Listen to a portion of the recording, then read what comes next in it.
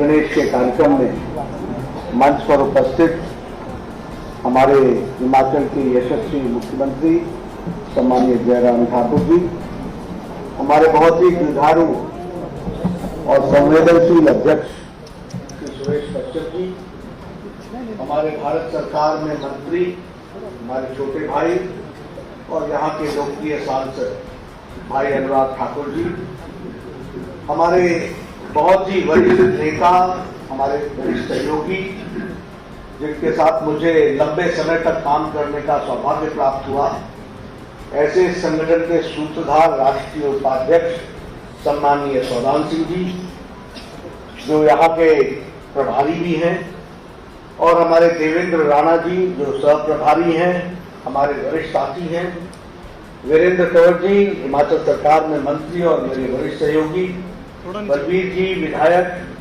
राजेश ठाकुर जी विधायक, हमारे सतपाल सत्ती जी पूर्व अध्यक्ष और मेरे वरिष्ठ साथी जिनके साथ मुझे युवा काल से काम करने का मौका मिला, हमारे राम कुमार जी उपाध्यक्ष और हमारे मनोहर लाल जी जिला के अध्यक्ष, जिला एवं मंडल के सभी पदाधिकारी, कार्यकारिणी के सदस्य और मीडिया के मेरे साथी, प्रिंट मीडिया, इलेक्ट्रॉनिक मीडिया के मेरे साथी। मेरा ये सौभाग्य है कि मुझे आज आप सबके दर्शन करने का मौका मिला और जिस गर्मजोशी से आपने मेरा स्वागत किया है उसके लिए मैं आपको अपनी ओर से और पार्टी की ओर से आपका हार्दिक धन्यवाद देता हूं। मैं आज जब आया हूं तो नवरात्र की सप्तमी है, तो मैं नवरात्र की भी और सप्तमी की आपको हार्दिक शुभकामनाएं देता हूं।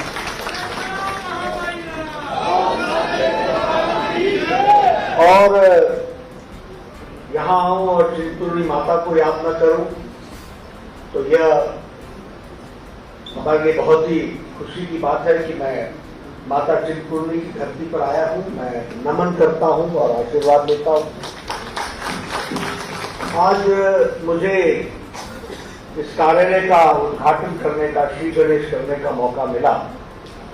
सबसे पहले तो आप सबको इस कार्यालय के उद्घाटन के शुभ अवसर पर आपको इस भेंट के लिए बहुत बहुत शुभकामनाएं और बधाई।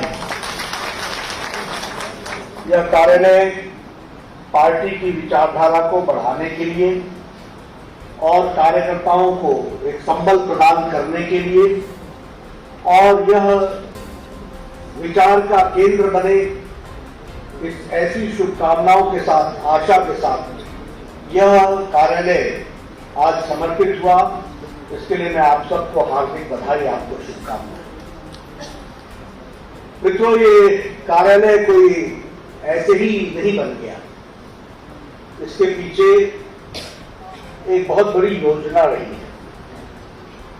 आदरणीय प्रधानमंत्री जी ने 2014 में प्रधानमंत्री बनने के बाद पार्टी से आशा लगाई थी कि हर हेडक्वार्टर पर हमारा कार्यालय हो, यानी प्रदेश के हेडक्वार्टर बढ़िया भव्य कार्यालय हो और हर जिले में एक कार्यालय होना चाहिए। और इस काम को सम्माननीय अमित शाह जी ने अपने कंधों पर लिया और लगभग पुराने कार्यालय जो बने हुए थे उनको छोड़ दें तो लगभग 512 नए कार्यालय प्रस्तावित हुए, जिसमें से आपके भी 17 कार्यालय प्रस्तावित हैं। आपको जानकर खुशी होगी कि 512 कार्यालयों में 235 कार्यालय बन चुके हैं और 155 कार्यालयों पर काम चल रहा है। इसमें आगे चल करके इसको हम पूरा करेंगे। यह कार्यालय जो यहां आपको समर्पित हुआ है, इसमें सिर्फ यही बड़ा हॉल नहीं है, ऐसे 2 और हॉल भी हैं, कॉन्फ्रेंस हॉल भी है, सोशल मीडिया का सेक्शन अलग है, मीडिया का सेक्शन अलग है, रिसर्च सेंटर अलग है, ई लाइब्रेरी अलग है। यानी यह कार्यालय मॉडर्न इक्विपमेंट के साथ सुसज्जित कार्यालय आज हम आप सबके साथ यहां पर समर्पण के साथ ये कार्यालय आपको मिला है। मैं जहां आपको इसके लिए बधाई देता हूं, वहीं ये भी आशा करता हूं कि इस कार्यालय का सदुपयोग करते हुए अपनी विचारधारा को बढ़ाने में आप कोई कसर नहीं छोड़ेंगे और इस कार्यालय का सदुपयोग करेंगे, ऐसा मैं आशा रखता हूं। मित्रों, मैं बार बार कार्यालय बोल रहा हूं, ऑफिस नहीं बोलता हूं। मुझसे कई लोग बोलते हैं आप ऑफिस क्यों नहीं बोलते? मैंने कहा ऑफिस 9 बजे खुलता है, 5 बजे बंद हो जाता है। कार्यालय कभी बंद नहीं होता है और ये 5 बजे के बाद ही इसकी ज्यादा चहलकदमी शुरू होती है जब हम रणनीति बनाते हैं। इसलिए यह एक संस्कार केंद्र है, हमें संस्कार देने का माध्यम है। जब कोई कार्यालय में आता है, बैठता है, चर्चा करता है, ई लाइब्रेरी से कुछ रेफरेंस उठाता है, कुछ रिसर्च सेंटर में जाकर के रिसर्च करता है, जब वो सोशल मीडिया को समझने का यहां प्रयास करता है, जब मीडिया से इंटरैक्ट करने की उसको व्यवस्था मिलती है, तो वह ज्यादा संबल होकर के, सबल होकर के वह अपनी भूमिका अदा कर पाता है। इसलिए इस और यहां से उसको संस्कार भी मिलते हैं।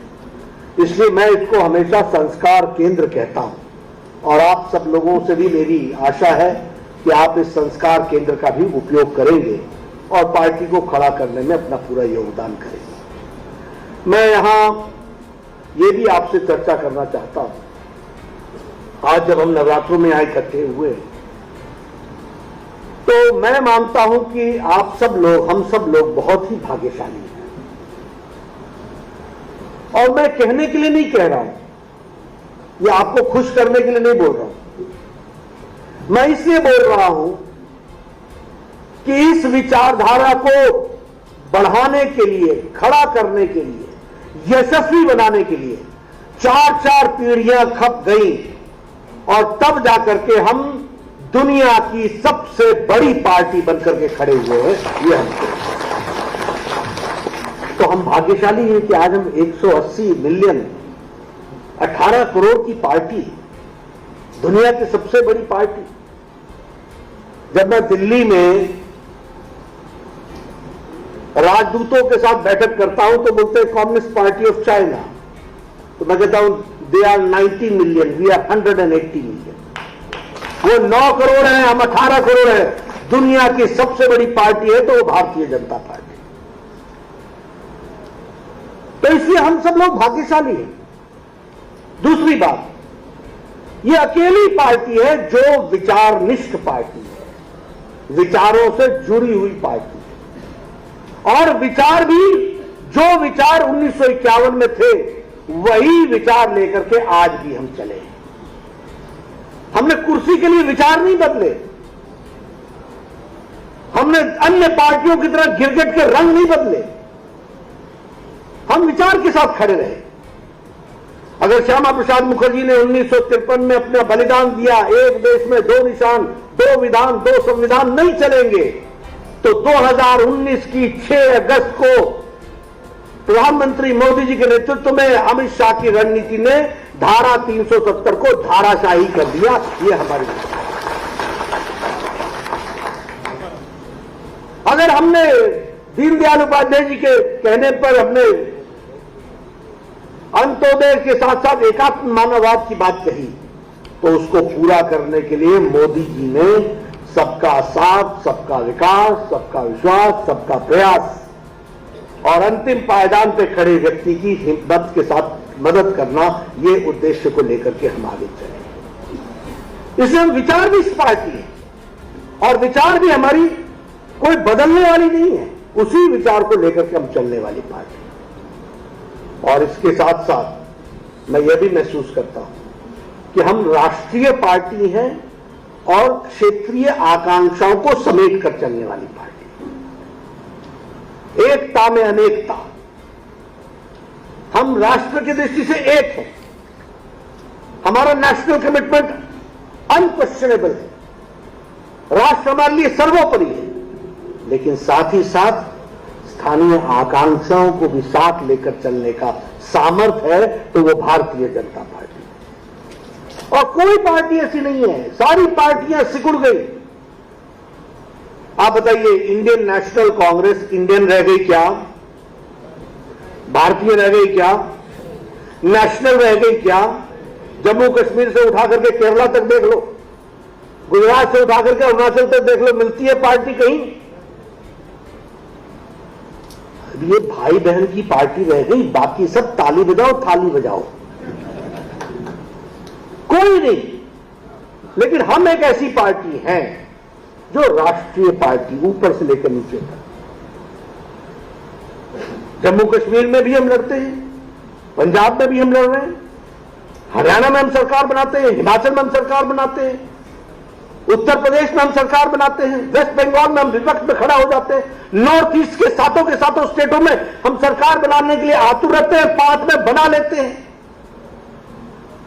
हम झारखंड में लड़ते हैं, हम बीजू जनता दल से लड़ते हैं, हम आंध्र प्रदेश में लड़ते हैं, हम केरल में लड़ते हैं, हम कर्नाटक में सरकार बनाते हैं। तो we are the only national party, इस बात को हमको समझना पड़ेगा। और इसलिए मैं आप लोगों से आशा करता हूं कि आप इस राष्ट्रीय पार्टी को मजबूती प्रदान करने के लिए हिमाचल, जो राष्ट्र के लिए सर्वोपरि हमेशा रहा है, ऐसे यहां पर राष्ट्रवादी ताकतें मजबूत होकर के आगे चलना है। और इसलिए मैं आपसे यह भी अपील करने आया हूं कि आने वाले चुनाव में भी फिर से यहां कमल खिलाना है और कमल को जिताना है, इसके लिए हमको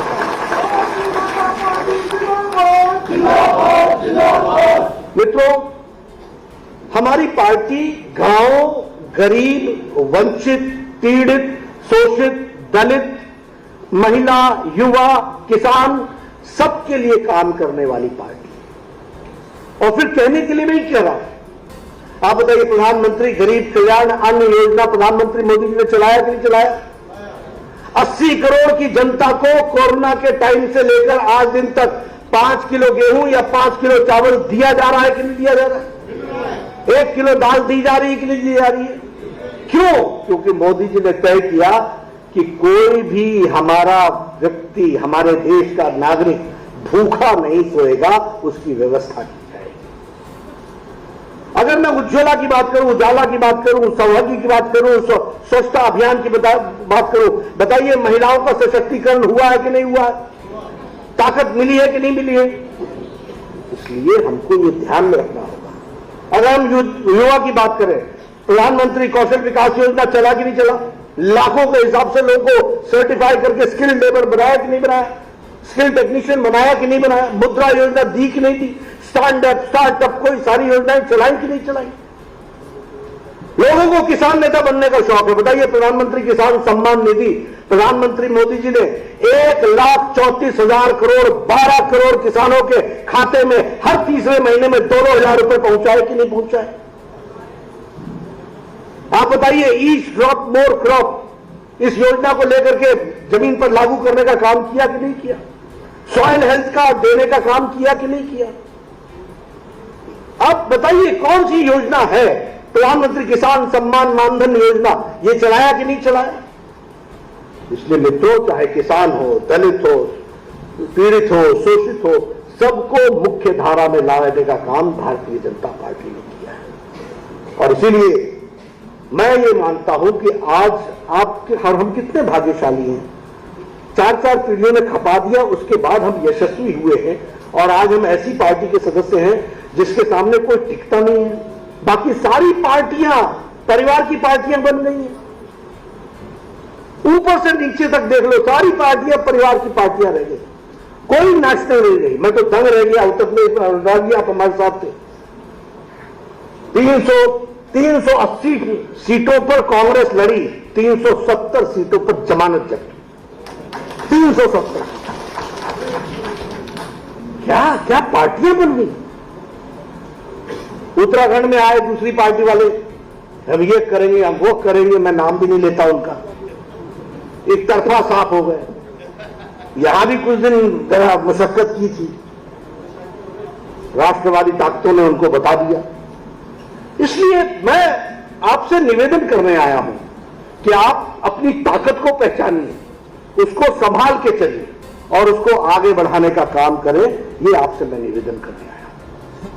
मित्रों, मैं बहुत सी बातें कह सकता हूं, लेकिन आज मुझे 2-3 जगह और भी जाना है। आज मैं सिर्फ आपको निमंत्रण देने आया हूं और जिसको आप निंदा बोलते हैं वो निंदा देने आया हूं। 5 तारीख को all India Institute of Medical sciences का श्री गणेश हो रहा है। यह बहुत ही प्यारी भेंट आदरणीय प्रधानमंत्री जी ने हिमाचल को दी है। यह कहना आसान होता है मित्रों, मैं बहुत साल राजनीति में हिमाचल से विधायक रहा, मंत्री रहा। 40 लाख रुपए मिल जाते थे ना तो अपनी पीठ थपथपाते थे। एक बार नहीं, बार-बार थपथपाते थे। इंदिरा आवास योजना में एक पंचायत में घर मिल जाए ना तो 1,100 बीमार होने के बावजूद भी अपनी पीठ थपथपाते थे। आज आप 3 करोड़ 65 लाख प्रधानमंत्री आवास योजना में पक्के मकान बना करके खड़े हो। ये भारत बनता भारत है, इसको समझो। मैं इसलिए बोल रहा हूं क्योंकि अब मैं स्वास्थ्य मंत्री था, मुझे यहां सैटेलाइट सेंटर देने का मौका मिला। मुझे आदरणीय प्रधानमंत्री जी के आशीर्वाद से यहां पर मदर एंड चाइल्ड का सेंटर देने का मौका मिला। कोई 12 करोड़ का, कोई 500 करोड़ का, कोई 300 करोड़ का, ऐसे बोलते हैं 300-200 करोड़ जैसे आंकड़े भूल गए हो शायद। कैसा जमाना हम लोगों ने देखा। कभी 1 करोड़ किसी स्कीम पर आ जाती थी तो कहते थे वाह वाह वाह वाह, क्या हो गया, क्या परिवर्तन हो गया। ये all India Institute of Medical sciences 1374 crore रुपए के आसपास का बन रहा है। सालाना इसमें 2000 करोड़ रुपए खर्च होगा, वैसे 4000 खर्च होने वाला है। लोग पीजीआई नहीं जाएंगे, इधर आएंगे। आपके यहां सैटेलाइट सेंटर दिया गया, आगे चलकर के वो भी विकसित होगा। आप बताइए, अगर प्रधानमंत्री जी 6 साल के अंदर 22 All India Institute of Medical Sciences दे सकते हैं तो हम लोग हिम्मत करके यहां से ऊना निवासी क्या उनको धन्यवाद देने के लिए बिलासपुर नहीं जाएंगे क्या? मैं इसलिए आपको निमंत्रण दे रहा हूं कि यह आपकी जिम्मेवारी है। यह समझिए, राजनीति में अगर कोई अच्छा काम होता है उसको शाबाशी देना जिंदा समाज की निशानी होती है, उसको हमको ध्यान रखना है। इसलिए मैं आपको निमंत्रण देने आया हूं। आप जरूर मेरा निमंत्रण स्वीकार कीजिए और 5 तारीख की सुबेरे आप तैयार होकर के आइए। आपके स्वागत करने के लिए हम वहां उपस्थित होंगे। लेकिन एक तरीके से बदलता हुआ है, और मैं इतना भी कहूंगा आपसे, भगवान न करे किसी को all India Institute of Medical sciences में जाना पड़े, लेकिन एक निवेदन जरूर करूंगा कि जब आप बिलासपुर आएंगे तो उस इंस्टीट्यूट को देखना जरूर। आप देखिए उस इंस्टीट्यूट को, कैसा बना है वो, कितनी मेहनत हुई है उस पर, कितना काम हुआ है। प्रधानमंत्री जी ने किस तरीके से खूबसूरती से सारी चीजों की चिंता की है।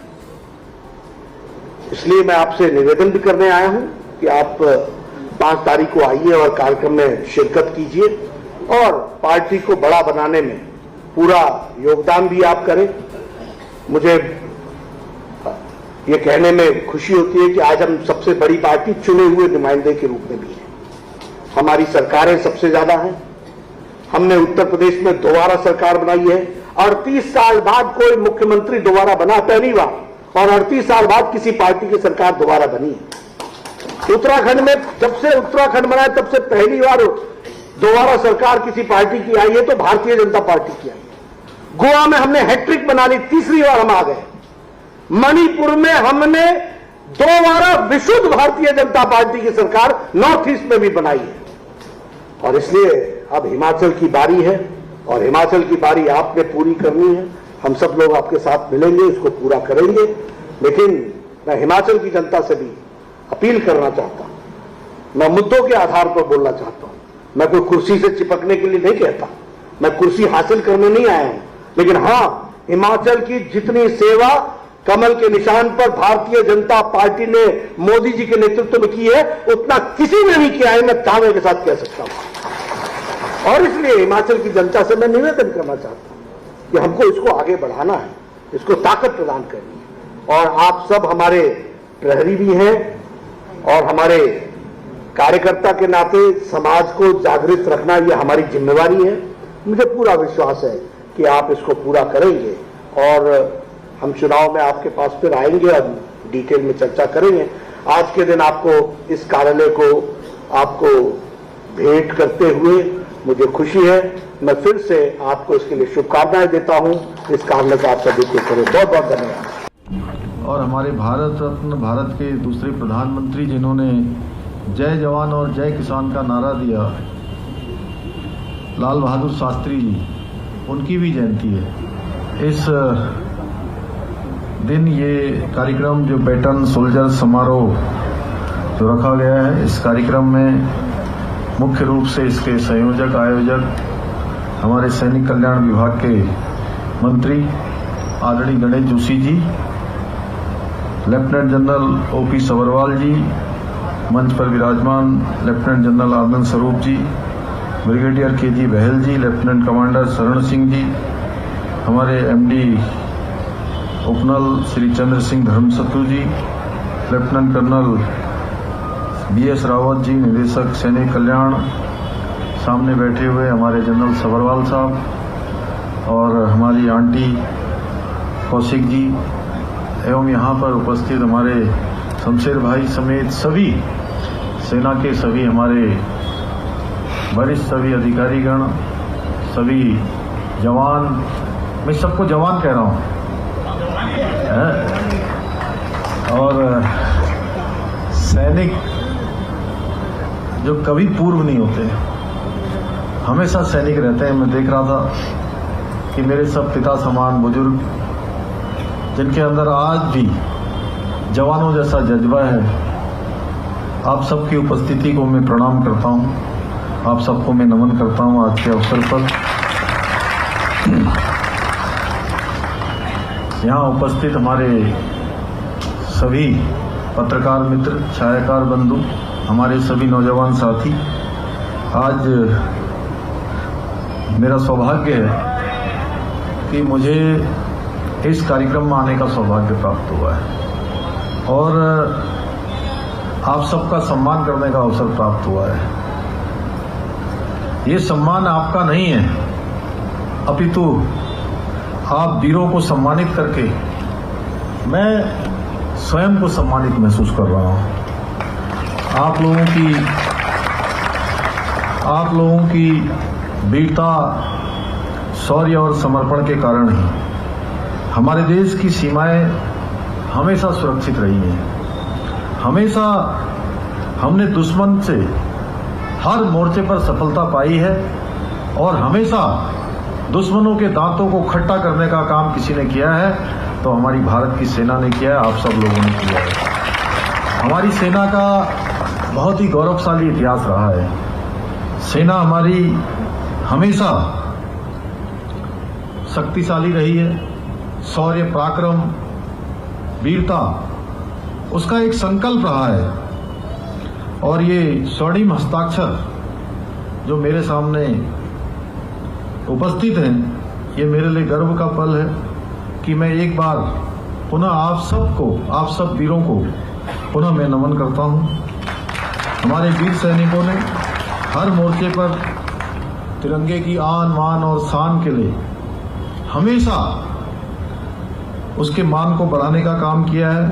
यही कारण है कि आज देश का हर नागरिक भारत की सेना के प्रति उसका एक अलग प्रकार का सम्मान है। कहीं भी सेना होती है, कहीं भी हमारे सैनिक होते हैं, तो उनके लिए एक अलग प्रकार का एक श्रद्धा का भाव, एक सम्मान का भाव हर किसी के मन में होता है कि सैनिक जा रहे हैं, सैनिक वहां पर है, उनकी टुकड़ी वहां पर है, उनकी पोस्ट वहां पर है। इस प्रकार का कथन सबके मुंह से एकाएक निकलता है और एक सेना के प्रति यही हमारे एक विशिष्ट भाव है, या मैं कहूं कि एक सामान्य नागरिक की भाषा में या उसके शब्दों में मैं व्यक्त करूं तो हमारे आसपास अगर कोई सैनिक है तो उसकी उपस्थिति का अर्थ है सुरक्षा। हमारे आसपास सैनिक की उपस्थिति का अर्थ है साहस। हमारे आसपास सैनिक की उपस्थिति का अर्थ है कर्तव्य निष्ठा। हमारे आसपास सैनिक की उपस्थिति का अर्थ है राष्ट्र के प्रति समर्पण, राष्ट्र के प्रति भक्ति, राष्ट्र के प्रति श्रद्धा। ये हमारे सैनिक के लिए एक भाव जो एक सामान्य नागरिक, सामान्य देश का व्यक्ति जो उसकी सोच है वो दर्शाता है कि उस सैनिक को किस किस प्रकार से उसके बारे में सोचता है, किस किस प्रकार का उद्धरण करता है। और हमारे उत्तराखंड की पहचान तो देवभूमि के बाद वीर भूमि के नाम से भी जानी जाती है।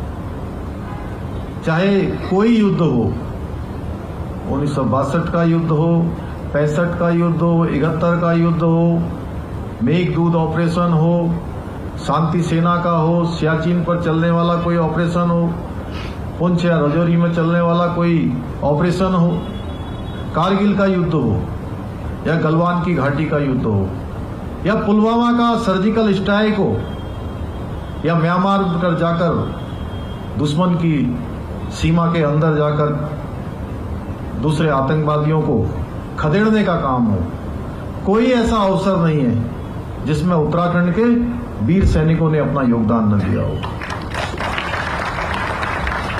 उत्तराखंड के लाखों वीर सैनिक इस देश के लिए अपनी बहादुरी और साहस जिन्होंने दिखलाया है, वो न केवल देवभूमि के लिए, वीर भूमि के लिए, बल्कि विश्व को शांति का मार्ग दिखा सकती है, वरन आवश्यकता पड़ने पर शौर्य और वीरता को भी प्रदर्शित कर सकती है। उत्तराखंडी युवाओं के लिए आज सेना केवल एक आजीविका का साधन नहीं है, अपितु मां भारती की सेवा करने का एक मार्ग है, एक रास्ता है। इसीलिए जनरल बिपिन रावत जी, जो अब हमारे बीच में नहीं है, उन्होंने एक बार कहा था कि सेना केवल आजीविका का साधन नहीं है, सेना देशभक्ति का दर्जा है, सेना अनुशासन का एक रास्ता है, सेना सेवा का माध्यम है।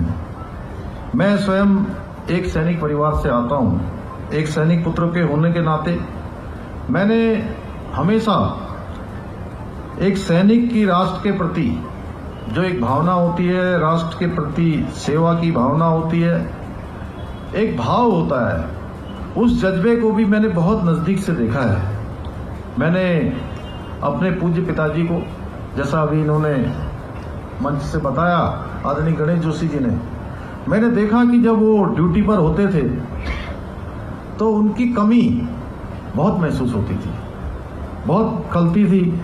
और जब कभी वो लौट कर आते थे, साल में 2 महीने की छुट्टी मिलती थी तब, तो घंटों उनसे हम लिपट जाया करते थे, लिपटते थे। मैं सोचता हूँ कि एक सैनिक जो सीमाओं पर देश की सेवा के लिए, देश की रक्षा के लिए 24 घंटे अपने को लगाता है, उनके बच्चों को, उनके माँ बाप को, उनकी पत्नी को, उनके परिवार को उसकी कितनी कमी खलती होगी, मैं भली भांति महसूस कर सकता हूँ। और ये हमारे हर सैनिक के बच्चे की कहानी है।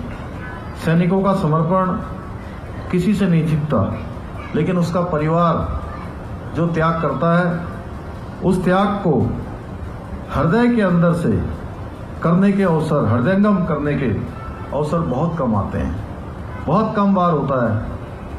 पिताजी से मैंने अपने भारतीय सेना के पराक्रम के बारे में, उनकी कहानियों को सुनने का, बहादुरी, सेना की बहादुरी के किस्सों को सुनना, कैसे लड़ाई लगती थी, कैसे सेना आगे जाती थी, कैसे क्या क्या होता था, पूरा कैसे पीछे से फोर्स लगाई जाती थी, कैसे आगे जो है वो कौन सी, वो क्या होता है जो आगे जाती सबसे आगे, कौन सी बोलते हैं उसको, स्काउट, इन्फेंट्री पीछे से कह रहे हैं, और कैसे रिजर्व फोर्स पीछे रखी जाती थी,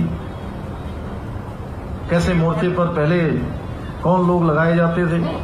ये सब मैंने बचपन में सुना और बड़े चाव से मैं सुनता था इन वीर कथाओं को। सुन मुझे ऐसा लगता था कि सेना में जो काम करते हैं, जो सैनिक हैं, जो आप लोग जिस जीवन को जीकर आए हैं, वो साधारण मनुष्य नहीं है। मैं ऐसा, मेरे मन में उनके लिए ऐसा भाव आता था, वो साधारण मनुष्य नहीं है, बल्कि वो महामानव होते हैं। लेकिन इस देश में एक ऐसा दौर भी रहा जब इन महामानवों को बुनियादी सुविधाओं के लिए भी संघर्ष करना पड़ता था। जो उनके रोजमर्रा की जरूरतें होती थी, आवश्यकताएं होती थी, उन आवश्यकताओं के लिए भी उनको तमाम प्रकार से संघर्ष करना पड़ता था। सैनिकों के पास ठंड से बचने के लिए जहां बूट नहीं होते थे, दुश्मन की गोलियों को रोकने के लिए बुलेट प्रूफ जैकेट नहीं होते थे, अच्छे हथियार नहीं होते थे, पहनने के अच्छे कपड़े नहीं होते थे। इसके अभाव के बावजूद भी हमारे वीर सैनिक उन्होंने कभी भी हमारे देश के तिरंगे की आन बान शान को आंच भी नहीं आने दी, कभी कोई कमी नहीं आने दी। ये हमारे सैनिकों का पराक्रम है। लेकिन आज जिनके जन्म दिवस पर आप सबको ये सम्मानित करने का सुअवसर प्राप्त हुआ है, हमारे देश के यशस्वी प्रधानमंत्री नरेंद्र मोदी जी, उनके नेतृत्व में जहां सेना को सशक्त बनाने के लिए, सेना के मनोबल को बढ़ाने के लिए, सेनाओं को मजबूत करने के लिए, भारत को एक सशक्त भारत बनाने के लिए, भारत को एक समर्थ भारत बनाने के लिए, भारत को एक समरस भारत बनाने के लिए, भारत को दुनिया का श्रेष्ठ भारत बनाने के लिए आज एक हर क्षेत्र में, सेना के क्षेत्र में विशेष रूप से सशक्तिकरण के लिए एक नया अध्याय लिखा जा रहा है। आज न केवल हमारे सैनिक अत्याधुनिक हथियारों और सुविधाओं से लैस हैं, बल्कि उनका आत्मविश्वास भी बढ़ा है, क्योंकि आज हमारे पास देश में ऐसे प्रधानमंत्री हैं जो अपना जन्मदिन, अपना कोई विशिष्ट त्योहार, होली हो, दिवाली हो, कोई पर्व हो, वो कोई प्रधानमंत्री आवास में नहीं मनाते, वो दिल्ली में नहीं मनाते, बंबई में भी नहीं मनाते। वो अगर कहीं अपना ऐसे पर्वों को मनाने का काम करते हैं तो दूर दराज पर जो हमारे सैनिक मां भारती की सेवा में 24 घंटे तैनात हैं, उनके बीच में जाकर अपना ये सब जो है कार्यक्रम करते हैं। निश्चित रूप से आज हमारी सेना दुश्मन को जवाब देने के लिए पहले की तरह इंतजार नहीं करती है। पहले के समय में गोली आती थी, कोई हमारे सैनिक शहीद हो जाते थे, तो कई महीनों तक ये इंतजार करना पड़ता था कि कब आदेश मिलेगा। और आज किसी आदेश की आवश्यकता नहीं है। आज अगर गोली आती है तो गोली का जवाब गोले से दिया जाता है, क्योंकि आज मोदी जी ने कहा है कि जब युद्ध काल होता है, उन्होंने पहली बार कहा जब युद्ध हो रहा था, जब युद्ध जैसी स्थितियां हो रही थी, कि आप क्या कह रहे हैं इसमें, तो उन्होंने कहा जब युद्ध होता है तो उस समय कोई मुंह से नहीं बोलता है, उस समय हमारे हथियार बोलते हैं, उस समय हमारे गोले बोलते हैं, उस समय हमारी तोपें बोलती हैं। इस प्रकार का एक आदेश आज भारत की सेना को है। सैनिकों का मनोबल बढ़ाने का कार्य आदरणीय मोदी जी द्वारा किया गया है, वो वास्तव में आजाद भारत के इतिहास में अभूतपूर्व है। वन रैंक वन पेंशन जैसे कदमों से हुई शुरुआत इस सुधारवादी यात्रा में राफेल, डिफेंस कॉरिडोर और सीडीएस जैसे जो महत्वपूर्ण पद हैं, उनको सर्जन जैसे कई महत्वपूर्ण पड़ाव भारतीय सेना के आ चुके हैं। हमारी वीर भूमि के लिए एक बार फिर गौरव का क्षण था जब हमारे सेवानिवृत्त लेफ्टिनेंट जनरल अनिल चौहान जी को देश का दूसरा चीफ ऑफ डिफेंस नियुक्त किया गया है, दूसरा चीफ ऑफ डिफेंस बनाया गया है। अग्निवीर जैसी बहुआयामी योजना से सेना हेतु युवाओं को और भी अधिक प्रोत्साहित किया है। वीरता में भारत की सेना का पहले भी कोई साने नहीं था। ऐसा नहीं था कि भारत की सेना कभी कमजोर रही है, उनके जज्बे में कभी कोई कमी नहीं थी, उनके शौर्य में, पराक्रम में, उनकी वीरता में कभी कोई कमी नहीं थी। आदरणीय प्रधानमंत्री जी के नेतृत्व में अब वो दिन भी दूर नहीं है जब पूरी तरह से मॉडर्न होकर, आधुनिकता से लैस होकर भारतीय सेना पूरे विश्व की सर्वश्रेष्ठ सेना होगी। आने वाले समय में जिस प्रकार से आज खाका खींचा जा रहा है, पहले भारत की एक बहुत बड़ा बजट जो सेना में हथियार खरीदे जाते थे उसके लिए खर्च हो जाता था। अब धीरे धीरे नए भारत में जिस भारत की कल्पना की गई है कि भारत दुनिया का नेतृत्व करने वाला भारत बनेगा, मोदी जी उसके शिल्पी हैं, आधुनिक भारत के विश्वकर्मा हैं। और अब भारत बड़े पैमाने पर जहां हथियारों का आयात करता था, वहीं अब भारत हथियारों का निर्यातक देश बन गया है। बड़ी मात्रा में, बड़ी संख्या में हमको उसका मिलने वाला है। इसका पूरा खाका तैयार हो चुका है। आप जैसे प्रतिभावान जो सैनिक, उनके मार्गदर्शन में इस अभियान की सफलता भी सुनिश्चित हो रही है। कोई भी अवसर आता है, हम लोग आप सबको याद करते हैं और मैं अपना सौभाग्य मानता हूं कि कोई क्षण आया हो, हर क्षण में आप सब लोगों ने एक अभिभावक की तरह हम लोगों के साथ खड़े रहे हैं। आपने हम लोगों के हर बात का समर्थन किया है, अपना आशीर्वाद दिया है, अपना मार्गदर्शन दिया है और हमेशा उत्साह बढ़ाने का काम किया है। क्योंकि आज के दौर में मैं देखता हूं कई बार कुछ लोग भटक जाते हैं, कुछ लोग इधर चले जाते हैं, कुछ लोग उधर चले जाते हैं। और उत्तराखंड के अंदर जहां आप जैसे वीर सैनिकों की बहुत बड़ी संख्या है, मैं पूरे विश्वास पूर्वक कह सकता हूं, मन से, वचन से, कर्म से, आत्मा से हम लोगों ने तय किया है कि एक सैनिक के पुत्र होने के नाते, एक सैनिक हमारे अभिभावक हैं, उनके सामने मैं कह सकता हूं कि हमने विकल्प रहित संकल्प के आधार पर उत्तराखंड को हिंदुस्तान के श्रेष्ठ राज्यों में शामिल करने का संकल्प लिया है। आप सभी सेवानिवृत्त वीरों पर देश को मान था और हमेशा रहेगा। हर पद पर आपके अनुभव और सानिध्य की आवश्यकता है। मुझे पूरा विश्वास है कि आप इस कर्तव्य से कभी भी पीछे नहीं हटेंगे। जब भी आपकी आवश्यकता हुई है, आप हमेशा हम लोगों के सर पर आपका हाथ रहा है, चाहे कोई अवसर हो।